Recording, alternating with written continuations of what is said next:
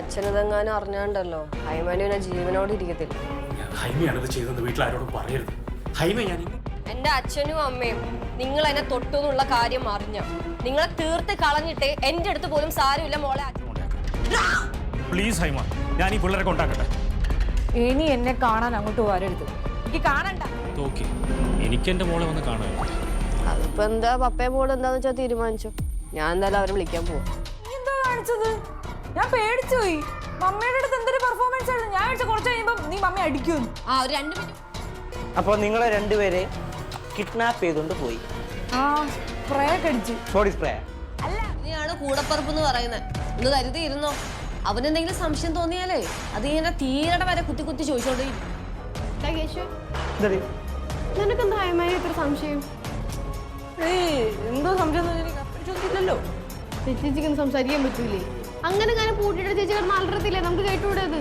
വായി തുണി ഇരിക്കുക. അങ്ങനെ പറ്റിപ്പോയതാ. എല്ലാം എൻ്റെ എടുത്തുചാട്ടതാണ്. എടുത്തുചാട്ടം കൊണ്ട് ഇപ്പൊ എന്താ പറ്റിയത്? നമുക്ക് നമ്മുടെ മോളെ ഒന്ന് പോയി വീട് തോന്നണം, അല്ലെങ്കിൽ ആ വീട്ടുകാർക്ക് തോന്നണം അവർക്ക് തീയെ ഇങ്ങോട്ട് അയക്കാമെന്ന് ഒരു പേടിയില്ലാതെ.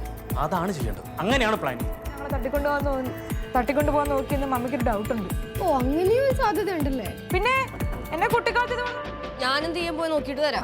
അശോ, നിങ്ങൾ രണ്ടുപേരും മാത്രം പോകണ്ട. ചിലപ്പോ പിന്നെ ഹൈമാനിയുടെ ബിസിനസ് എനിമീസ് വല്ലതും വന്ന് നിങ്ങളെ തട്ടി. ബോംബെ.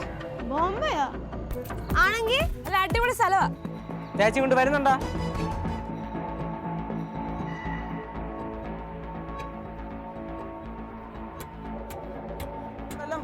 എന്റെ പപ്പ ഒന്നും വിളിച്ച് പറയല്ലോ, വെറുതെ വെറുതെ. ഞങ്ങളൊന്നും പറഞ്ഞിട്ടില്ല. മതി, ഇത് കേട്ടാ മതി. പറ.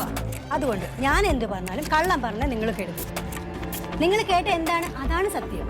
അപ്പൊ പിന്നെ ഇപ്പൊ ദിയ ചേച്ചി പറഞ്ഞു. നിങ്ങളൊരു കാര്യം ചെയ്യും, പ്രശ്നമൊക്കെ തുറന്നിട്ട് വീട്ടിലോട്ടോ. നിങ്ങൾ സേഫ് ആയിട്ടിരിക്കുക കേട്ടോ.